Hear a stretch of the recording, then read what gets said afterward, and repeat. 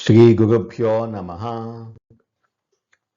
శ్రీకృష్ణాయ పరమాత్మనే నమః. భగవద్గీత తెలుసుకుందాం అనే యూట్యూబ్ ఛానల్కు మిమ్మల్ని అందరినీ స్వాగతిస్తున్నాను. ఆ శ్రీకృష్ణ పరమాత్మ ఆశీస్సులు మనందరిపై ఎల్లవేళలా ఉండాలని కోరుకుంటూ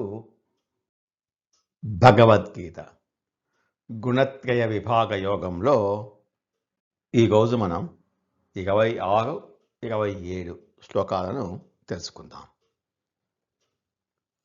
అర్జునుడు అడిగిన మూడవ మరియు అత్యంత ముఖ్యమైన ప్రశ్న, సరే ఈ 3 గుణాలను దాటి నేను కూడా ఆ గుణాతీత స్థితికి మోక్షానికి ఎలా చేరుకోవాలి, దానికి మార్గం ఏమిటి అని ప్రశ్నకు సమాధానంగా స్వామి ఈ శ్లోకంలో చెబుతున్నారు.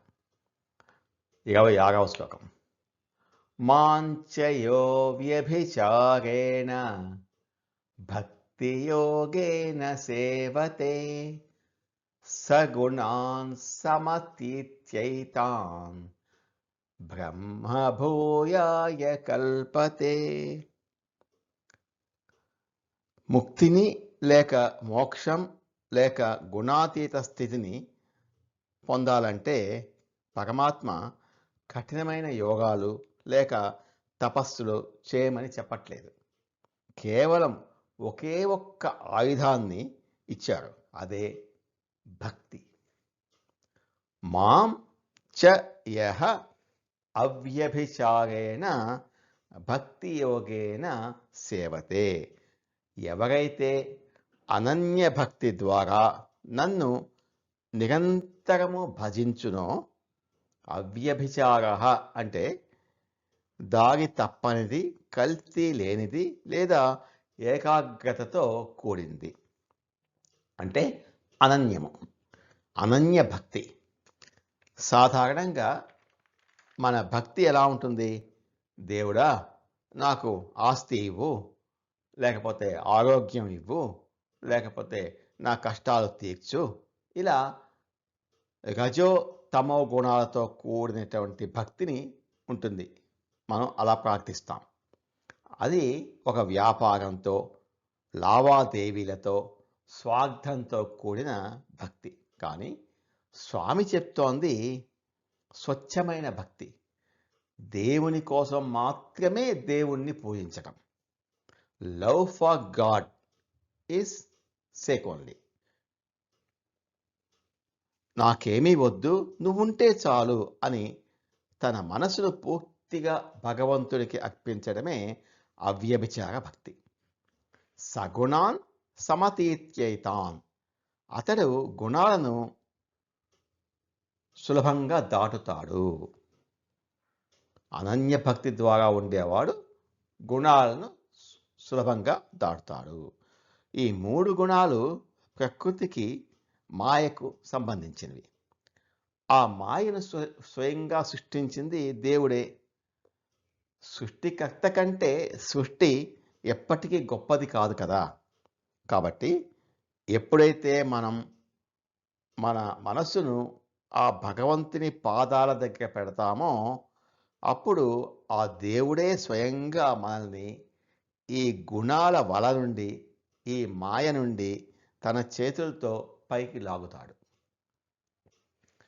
బ్రహ్మభూయాయ కల్పతే. బ్రహ్మస్థితికి అర్హుడు అవుతాడు. అలా నిరంతరము భగవంతుని నామాన్ని, రూపాన్ని స్మరించే భక్తుడు ఆత్మజ్ఞానాన్ని పొంది ఈ నశించిపోయే దేహ భావన అంటే అహంకారం నుండి బయటపడి అంతిమంగా దేవునితో సమానమైన శాశ్వత ఆనంద స్థితిని, మోక్షాన్ని పొందటానికి అర్హత సాధిస్తాడు. కాబట్టి ఈ సంసార బంధాల నుండి, గుణాల నుండి బయటపడటానికి మనకున్న ఏకైక ఆయుధం, అతి సులభమైన మార్గం, స్వార్థం లేని స్వచ్ఛమైన అనన్యమైన భక్తి మాత్రమే.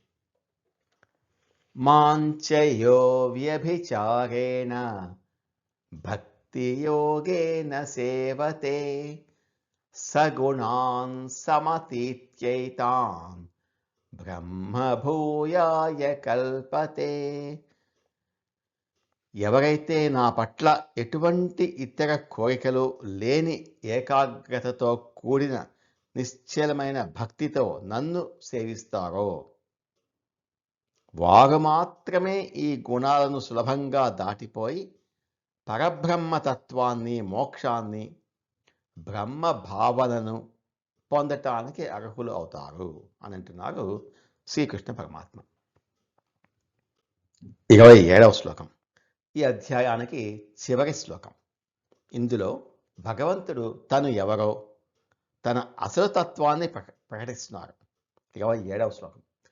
బ్రహ్మణో హి ప్రతిష్ఠాహం అమృతస్య వ్యయస్య చ శాశ్వతస్య చ ధర్మస్య సుఖస్థైకాంతికస్య చ. బ్రహ్మణః హి ప్రతిష్ఠా అహం. పరబ్రహ్మతత్వానికి నేనే ఆధారాన్ని. చాలామంది దేవుడికి రూపం లేదు, ఆయన ఒక నిరాకారమైన వెలుగు అని అనుకుంటారు. కానీ ఆ నిరాకారమైన అనంతమైన బ్రహ్మజ్యోతికి ఆధారం నేనే. ఆ వెలుగు నా నుంచే వస్తోంది అని స్పష్టంగా చెప్తున్నారు స్వామి. అమృతస్య అవ్యయస్య చ. నాశనం లేని అమృత తత్వాన్ని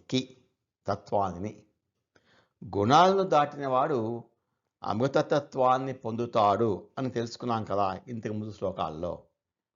ఆ అమృతత్వానికి మూల కారణం, దాన్ని ఇచ్చేది కూడా నేను అని అంటున్నారు శ్రీకృష్ణ పరమాత్మ. శాశ్వతస్య చ ధర్మస్య.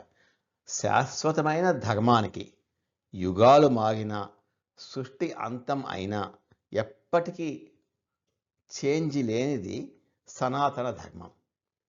ఆ శాశ్వత ధర్మానికి రక్షకుడు, ఆశ్రయం నేనే అంటున్నారు శ్రీకృష్ణ పరమాత్మ.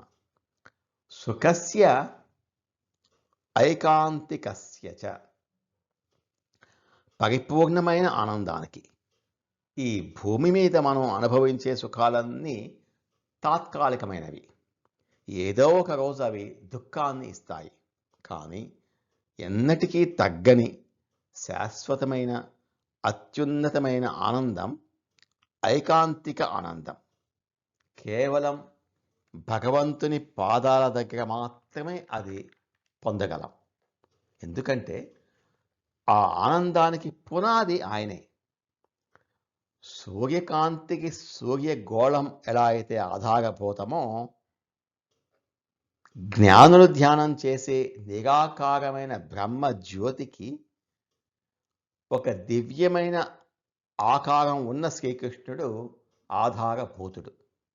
అందుకే శ్రీకృష్ణ పరమాత్మని అంటే భగవంతుని రూపాన్ని స్వచ్ఛమైన భక్తితో ఆశ్రయించిన భక్తుడికి ఆ జ్ఞానం మరియు మోక్షం వాటంతట అవే లభిస్తాయి.